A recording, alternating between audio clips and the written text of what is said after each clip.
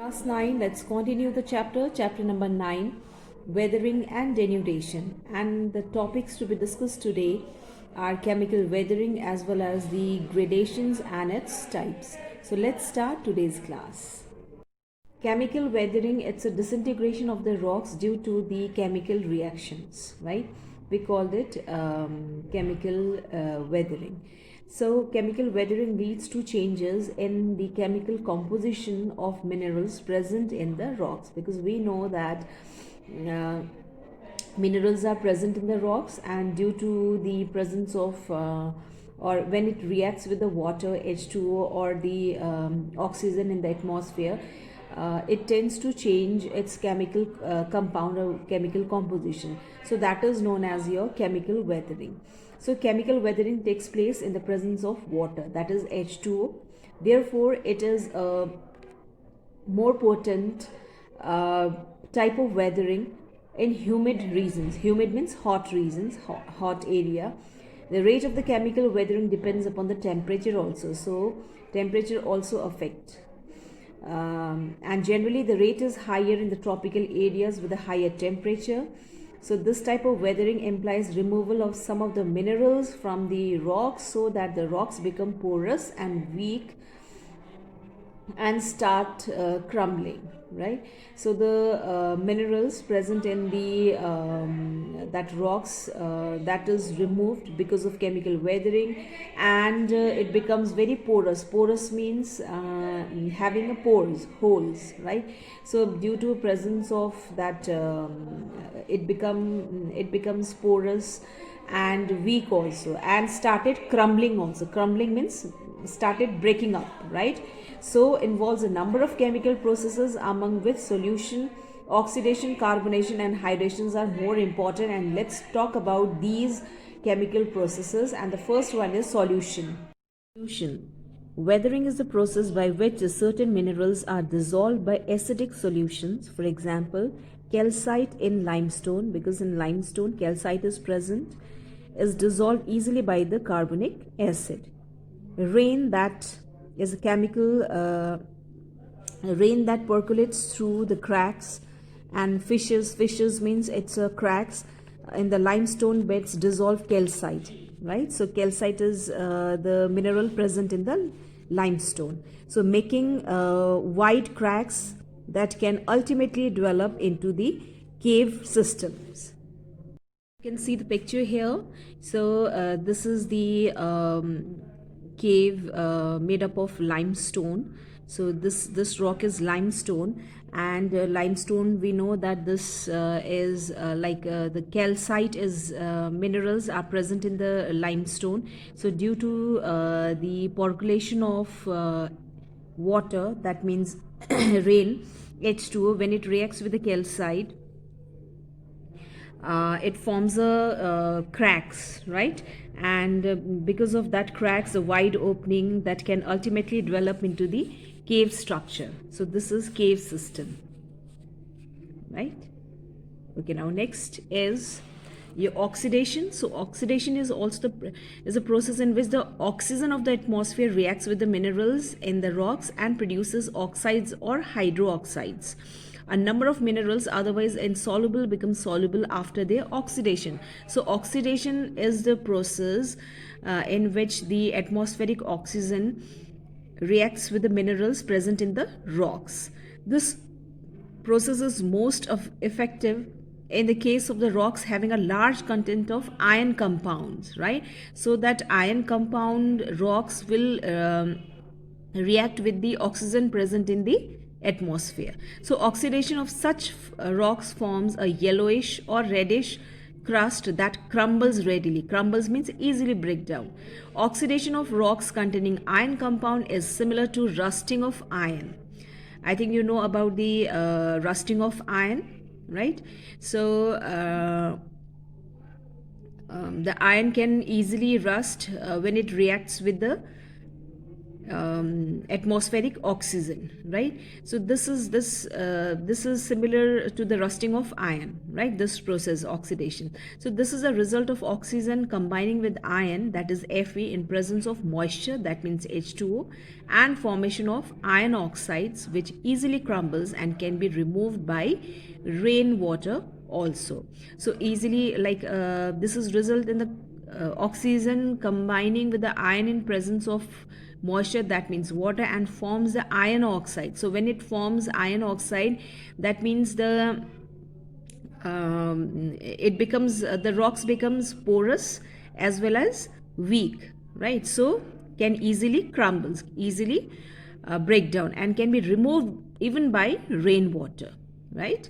Now next is carbonations, is a result of reaction of atmospheric carbon dioxide. Carbonation is, it's a reactions of atmospheric carbon dioxide with the rocks minerals present, right? And some of the minerals that are otherwise not soluble can be removed easily through this process. So limestone is especially susceptible to this process. So limestone having what? Having calcite, easily react with the carbon dioxide present in the atmosphere, right? Generally the limestone, that is calcium carbonate or calcite, is not soluble in fresh water, but the rainwater containing carbon dioxide in it acts as a mild carbonic acid, right? And converts the calcium carbonate into soluble calcium bicarbonate. Thus, the rainwater erodes limestone and other calcareous rocks easily through this process, right? So, this is due to the chemical reactions. Hydration. So, hydration means in this process which involves the absorption of water by some minerals present in the rocks, and their crumbling, breaking down into powdery mass, right? Absorption of water, that means H2O, leads to expansion of minerals particles, and it causes stress within the rocks. Expansion means widen enough, right? And the rock may crumble due to this stress. Clay is an example of rocks highly susceptible to this process.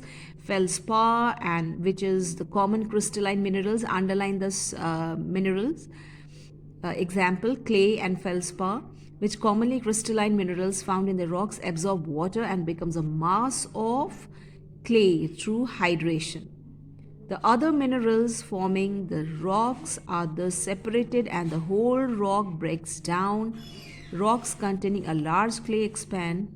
Rocks containing a large clay expand when wet and develop cracks on drying. So, when it reacts with the water, it expands, right? And during daytime, when the temperature increases due to the presence of sunlight, the cracks develop because of drying, right? So this alternate wetting means like moisture, that means water, and drying may thus lead to disintegration. So disintegration means breaking up the rocks, right? Okay, so this is also the chemical process through which the rocks crumble. Okay, now let's talk about the effects of weathering, both constructive as well as the destructive effects. Now, constructive effects, weathering helps in soil formation, which promotes agriculture, right? Secondly, it produces various new minerals, which is helpful in economic activities. So weathering helps in the formation of new minerals, new type of minerals, right? And weathering also provide building materials like cement and limestone, and due to weathering, new landscape formed. So new landscape formed, for example, your caves, valleys, V-shaped valleys, U-shaped valleys, as well as your destructive effects. It's disadvantages of weathering is sometimes dissolve soluble components, or can wash away the topmost layer of the soil, that brings difficulty in agriculture and other economic activities, right?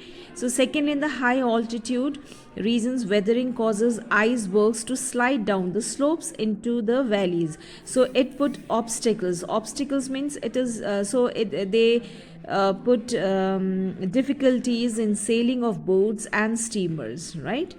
Now, next are the agents of gradations. And what do you mean by gradations? In geology, denudation is the long term sum of the processes that cause wearing away of the earth's surface by moving water, ice, wind and waves, leading to reductions in the elevation. Elevation means height, reduction in decrease in height, and relief of landforms or landscapes. So that is a long term process that is known as gradation. So any natural agents capable of transporting the eroded rock material is called agents of gradation. So those agents are your moving water, ice, wind and waves, right? So these agents erode the upstanding landforms, carry away the eroded material and deposit it in the low-lying areas, in the plain areas. In this way, they perform the work of erosion, transportations and deposition. So three processes are involved in the gradations. One is erosion. First is erosion, then it is transported, then it is deposition. For performing these tasks, these works, they get their energy from the sun. Force of gravity also contributes. If gravitational force is also the energy which contribute to their being active agents. Chief agents of the gradations are, as I told you, water, river, running water, glaciers, sea, wind, etc. Let's talk about the landforms, different landforms made by the wind. So work of wind is more prominent in desert area. Why? Because desert area means no vegetation. There lack of vegetation. That is why wind of work is more prominent, right? Where the soil particles are loose due to lack of moisture and vegetation. Vegetation means plants and trees. So the gradational role of the wind results in two kinds of landforms, and those landforms are erosional and depositional. Now let's talk about the erosional work of wind. Erosion takes place when loose particles lying on the ground are lifted off and taken away by strong winds, right? In the course of time, a hollow is formed in the desert surface called the wind eroded basin. What it is called? Wind eroded basin. Sometimes removal of sand through deflations leads to the formation of large depressions, large ditch in the desert. Such depression is known as deflations, hollows, right? So you can see the deflations hollow. It's a large depression in the surface, on the surface in the desert area due to the strong winds, blowing of strong winds. So we call it the deflations, hollows. Now this is the erosional work. Now come to the depositional work of wind. Depositional in the geological process by which the materials added to the landforms or a land mass. The transportation's capacity of the wind depends upon its velocity. Upon its velocity means upon its speed. So the sand and the dust particles carried by it are deposited when the velocity of the wind decreased, or there is an obstruction on the path of the wind. So this sand particles, the soil particles or the sand particles are eroded and they are carried away by the wind and deposited some other place, right? And deposited when the velocity, when the speed of the wind decreases, right? Or if there is some obstructions, if there is some obstructions in the path of the wind, so there they deposit the sand or the materials which are carried away by them, right? So ripple marks, sand dunes and the are the important depositional landforms of wind. The ripple marks like this and a sand dune, deposition of sands and the loess are the important depositional landforms made by the by the wind. So a sand dune is the most important feature formed by the depositional work of the wind. As you all know, sand dune is what? It's a deposition of sand, which is the depositional work of wind. It's a prominence. So a dune is a hill or a mound of sand deposited by the wind. So this is the prominent feature in the desert area. Depositional of transported particles takes place when an obstacle lies in the path. As I told you, when there is a hindrance in the path of the wind, or when the wind velocity decreases, then the wind started collecting or started depositing the sand particles, or the particles, sand particles or the transported particles, there, right, in that place. So that is the what? That is a dune or sand dune, we can say. If sand is deposited, we call it sand dunes. And a sand dune is what? A dune is a hill or a mound of sand deposited by the wind, right? Okay children, that's all for the day. We'll soon meet in the next video. Till then, stay safe, stay healthy. Thank you.